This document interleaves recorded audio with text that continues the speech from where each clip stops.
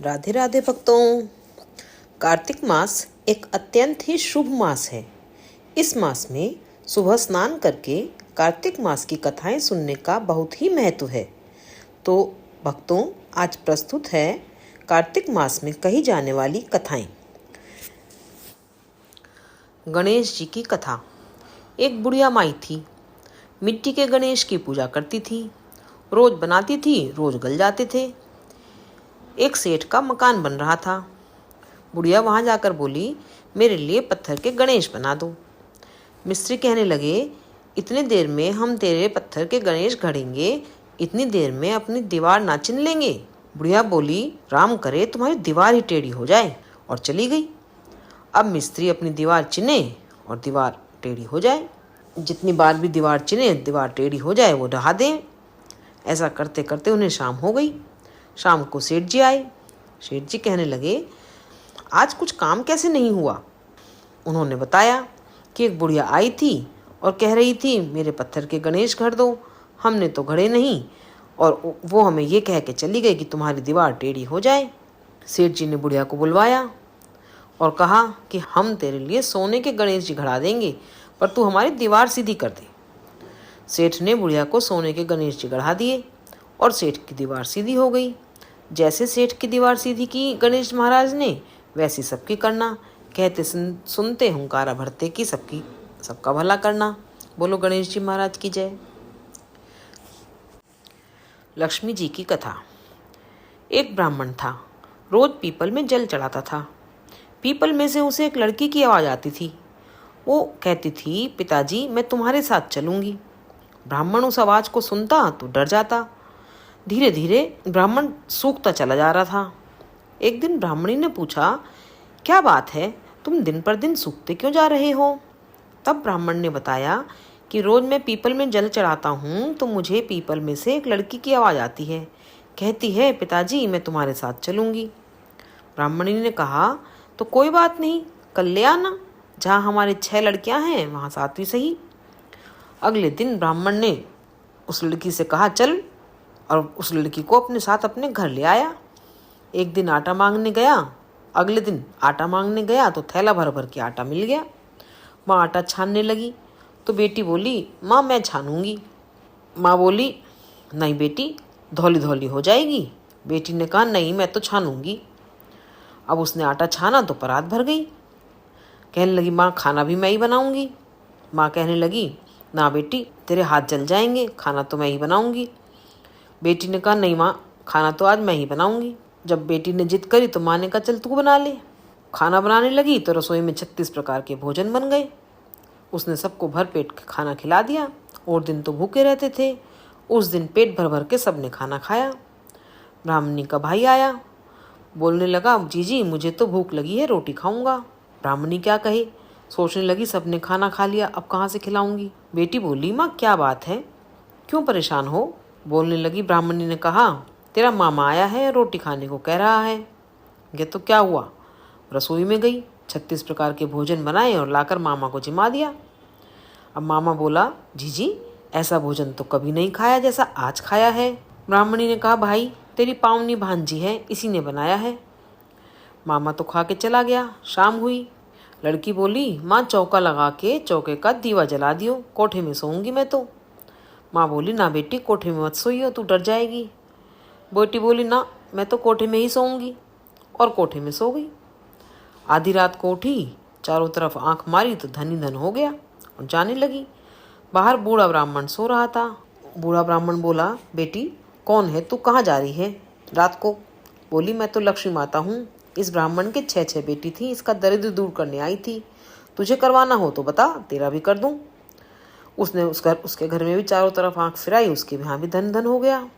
सवेरे उठे सब ब्राह्मण और ब्राह्मणी, सुबह उठे तो देखा वो पावनी बेटी तो थी नहीं। सारे में उसकी ढूंढ मची, बेटी कहाँ गई, पावनी बेटी कहाँ गई। तो बाहर जो ब्राह्मण था वो बोला, वो तो लक्ष्मी माता थी, तेरे साथ साथ मेरा भी दरिद्र दूर कर गई। जैसे लक्ष्मी माता ने उनके दरिद्र दूर किए, वैसे ही सबका करें। कहता सुनते हुंकारा भरते सबका भला करें। बोलो लक्ष्मी माता की जय। कार्तिक की कथा। एक सास थी, कार्तिक नहाती, 12 कोस जाती, 12 कोस आती, बहू जो थी वह कठड़िया में पानी डालकर कहती, मन चंगा कठौती में गंगा। वहीं गंगा जी आ जाती और वह नहा लेती। एक दिन सासू की नथ बह गई। घर पर बहू नहाई तो उसके कठड़े में आ गई। उसने निकाल कर रख ली। सास आई तो बड़ी उदास थी। उदास होकर बहू के पास बैठ गई। बहू पूछने लगी, सासू माँ उदास क्यों बैठी हो? सास ने कहा, मेरी नथ गंगा जी में बह गई। बहू बोली, और मेरे हाथ में आ गई। सास हैरान हो गई, कैसे? बहू बोली, तुम तो 12 कोस जाती हो और 12 कोस आती हो, लेकिन मैं कठड़े में पानी डालकर कह देती हूँ, मन चंगा तो कठौती में गंगा, और गंगा जी यहीं आ जाती हैं। उसी में तुम्हारी नथ भी बह के आ गई और मैंने ले ली। जैसे सास की आई ऐसी किसी की ना आई हो, और जैसे बहू की आई ऐसी सबकी आई हो। कहते सुनते हुंकारा भरते की भी आई हो। इल्ली दुनिया की कथा। एक इल्ली थी, एक दुनिया था। इल्ली बोली, आ दुनिया, दोनों कार्तिक नहाए। दुनिया बोला, तू तो गिरी दुहारे में पड़ी रहती हो, तेरे में ताकत है तो तू ही नहा ले। मैं तो मोठ बाजरे में पड़ा रहता हूँ। मैं तो हरा भरा सिट्टा खाऊंगा, ठंडा ठंडा पानी पीऊंगा। फिर इल्ली तो रोजाना राजी की बाई के पल्ले में लगकर नहा आती और दुनिया नहीं जाता। कार्तिक उतरते ही पूर्णिमा को दोनों मर गए। इल्ली कार्तिक नहाई थी, इसलिए उसने राजा के घर जन्म लिया, राजकुमारी बनी, और दुनिया राजा के घर पर मेंढक बना। फिर राजकुमारी का ब्याह रचाया और जब विदा का समय आया तब राजकुमारी का बैल रुक गया। तो राजा रानी ने पूछा कि बैल क्यों रुका? तेरे को क्या चाहिए, मांग ले। राजकुमारी बोली, मेरे को मेंढक सोने की सांकल में बांधकर मेरे रथ के पीछे बांध दो। सबने कहा, राजकुमारी मेंढक क्या मांगा? तेरे को तो कुछ धन और चाहिए तो ले ले। लेकिन उसने कहा कि नहीं, मुझे तो मेंढक ही चाहिए। राजा ने रथ के पीछे मेंढक बांध दिया। जैसे ही राजकुमारी महलों में पहुंची, मेंढक को सीढ़ी के नीचे बांध दिया।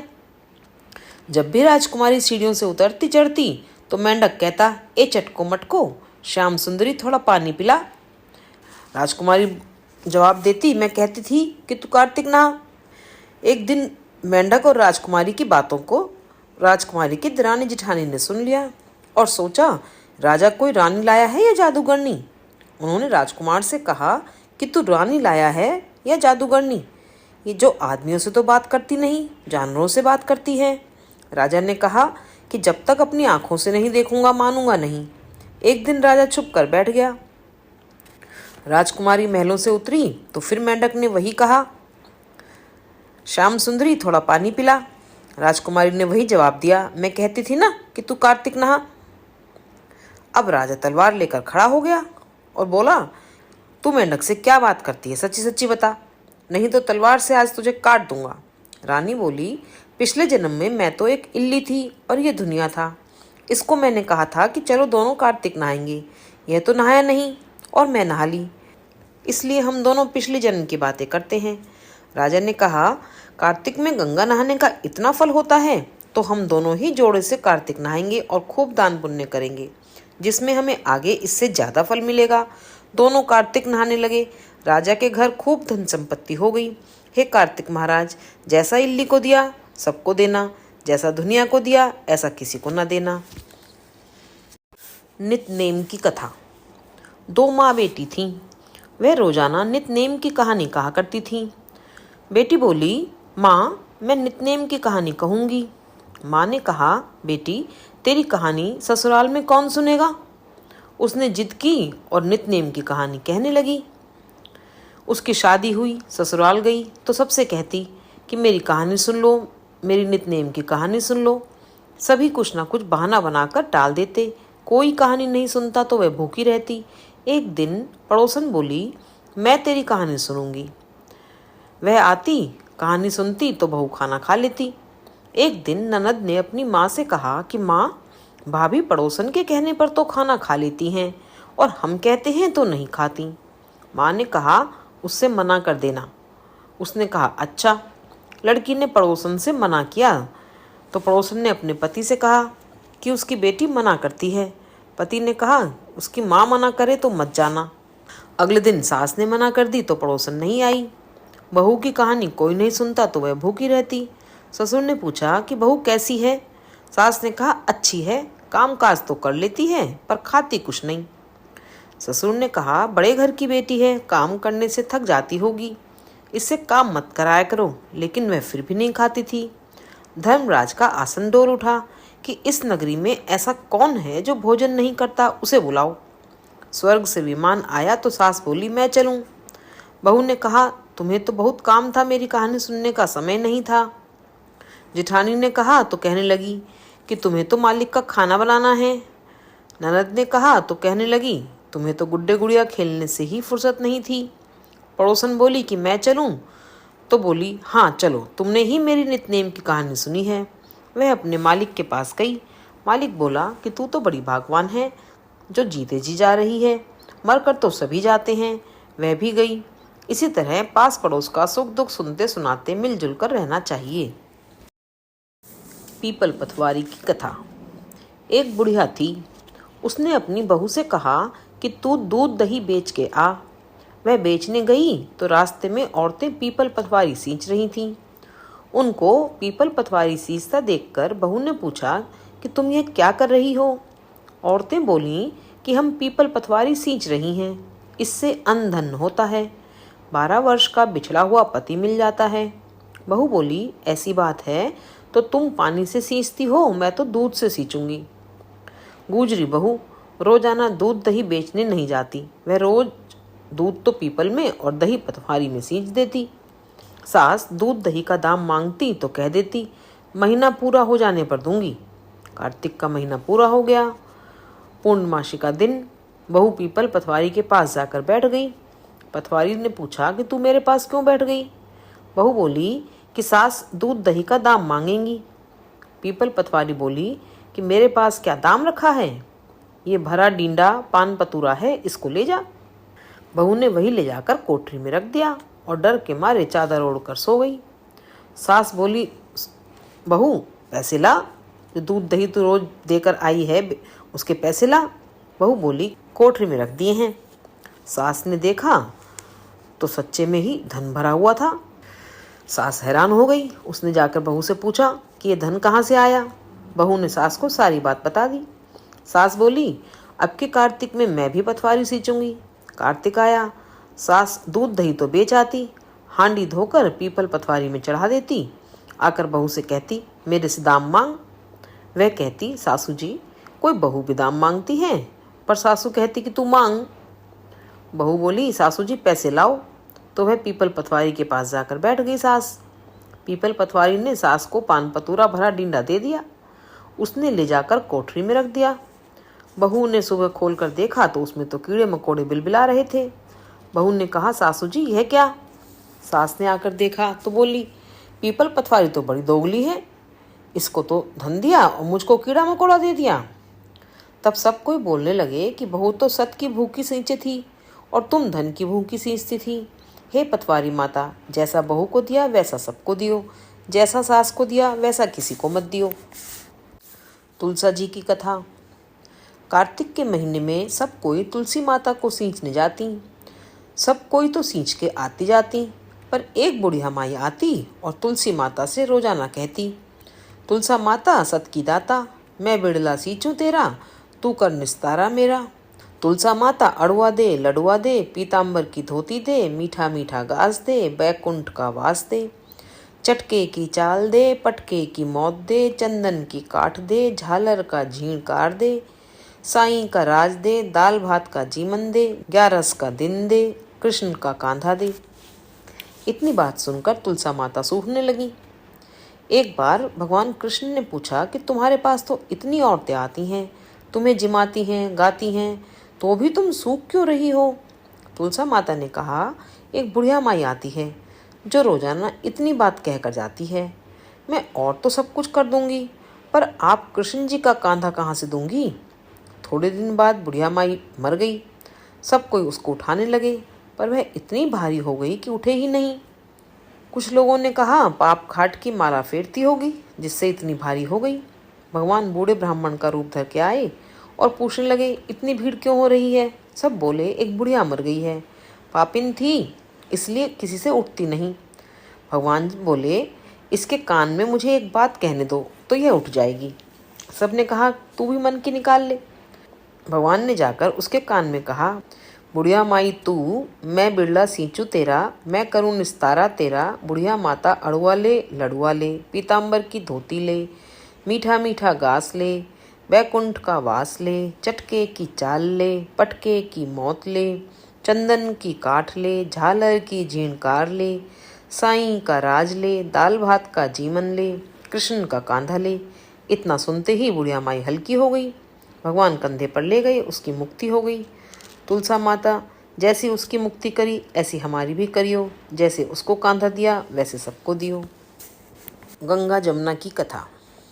एक गंगा थी, एक जमुना थी। दोनों बहनें एक साहूकार के खेत में जा रही थीं। जमुना ने 12 दाने गेहूं के खेत में से तोड़ लिए। गंगा बोली, बहन, यह तो चोरी हो गई, तुझे तो पाप लग गया। जमुना बोली, अब यह कैसे उतरेगा?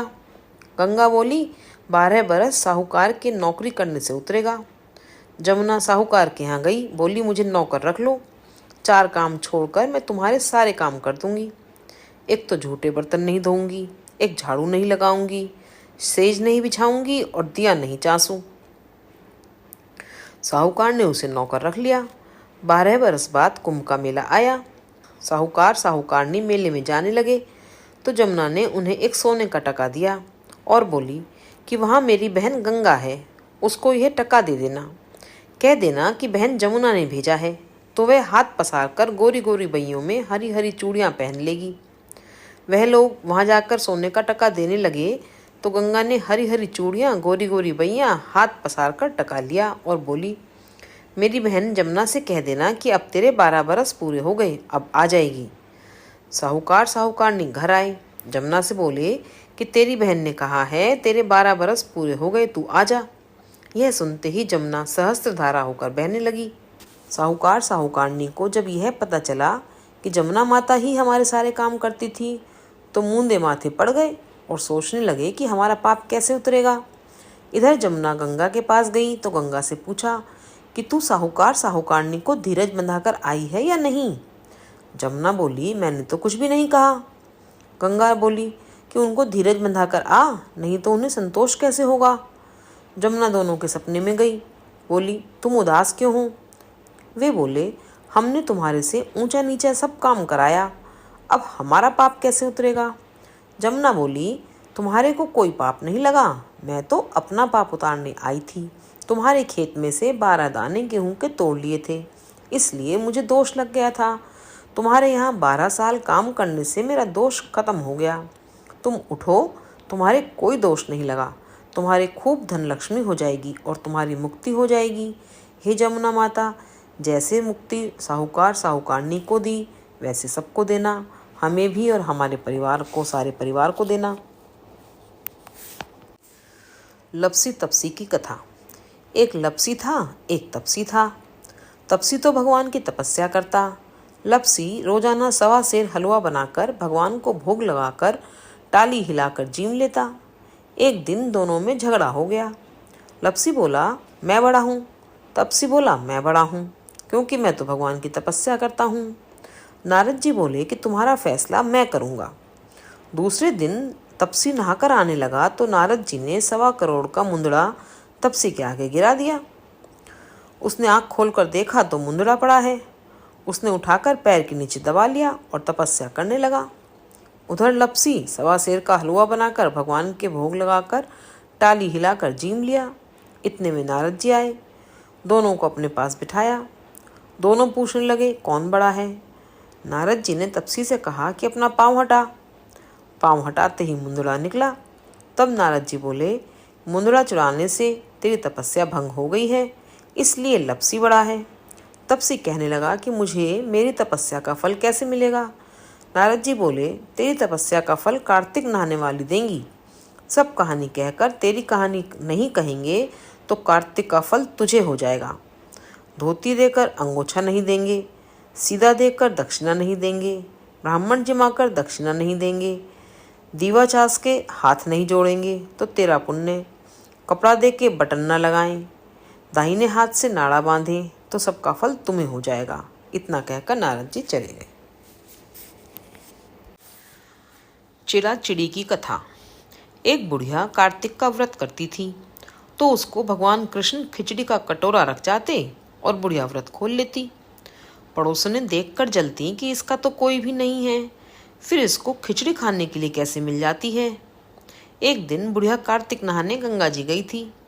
भगवान आए और खिचड़ी का बेला मकान में रख कर चले गए। पड़ोसन ने खिचड़ी का बेला उठाकर मकान के पिछवाड़े में फेंक दिया। बुढ़िया आई तो खिचड़ी का बेला देखा तो उसको कहीं नहीं मिला। वह भूखी रही और कहने लगी, कहाँ गई मेरी खिचड़ी, कहाँ गया मेरा बेला। पिछवाड़े में उस खिचड़ी के 2 फूल उगाए। एक दिन राजा शिकार खेलने गए तो बुढ़िया के घर के बाहर से जा रहे थे। उनको वह फूल दिखाई दिए। राजा फूल तोड़कर ले गए। रानी ने फूल देखकर सूंघे तो रानी को गर्व रह गया। राजा रानी की कोई संतान नहीं थी। फूल सूंघने से ही रानी के 2 लड़के पैदा हो गए। वह लड़के बड़े होने लगे, पर बच्चे किसी से भी बोलते नहीं थे। दोनों लड़के शिकार खेलने जाते तो रास्ते में बुढ़िया मिलती। बुढ़िया कहती, कहाँ गई मेरी खिचड़ी, कहाँ गया मेरा बेला। लड़के कहते, हम ही तेरी खिचड़ी, हम ही तेरी बेला। जब भी लड़के शिकार खेलने जाते, बुढ़िया वही सवाल करती और लड़के भी वही जवाब देते। राजा को पता चला। राजा ने बुढ़िया को बुलाया और कहा, हमसे तो ये बोलते नहीं हैं, तुझसे कैसे बोल लेते हैं। बुढ़िया ने कहा कि मुझे इस बात का नहीं मालूम, लेकिन मैं कार्तिक व्रत करती थी और कृष्ण भगवान मुझे खिचड़ी दे जाते थे। एक दिन मुझे खिचड़ी नहीं मिली, तब मैं कहने लगी, कहाँ गई मेरी खिचड़ी, कहाँ गया मेरा बोला। तब लड़के बोले कि तुम्हारी पड़ोसन ने खिचड़ी फेंक दी थी, उसके फूल बन गए, राजा तोड़कर ले गए, उससे हम लड़के हो गए। हमें तो भगवान ने बुढ़िया के लिए ही भेजा है। तब राजा ने बुढ़िया को अपने महल में ही रख लिया।